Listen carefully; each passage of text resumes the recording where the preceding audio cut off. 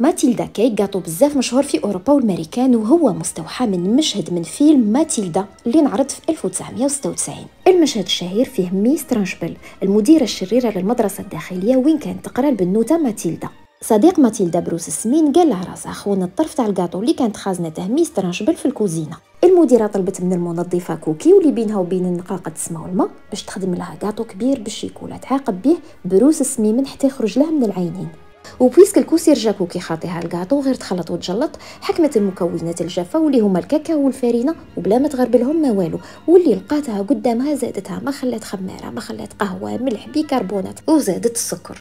الحاصل كل شيء حطاته وهكاك، وخافت لا الكاطو ما يطلعش، وزادت خلطت الخل مع الحليب، هي بها غير تفنين. المهم ما تضيعش الوقت مع البيض وتضربه وتطلعه.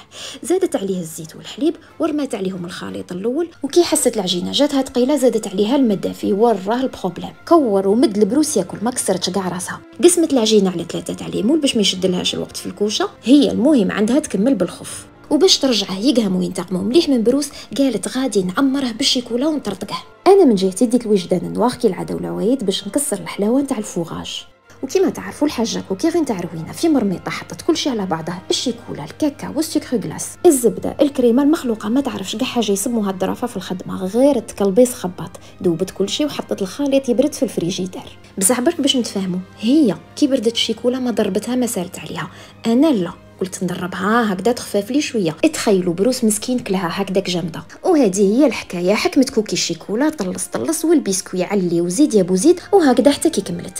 انايا الكاطو نتاعي خرج لي شباب ومقلاصي مليح، بصح قلت لا لازم نخسره ونخربشه.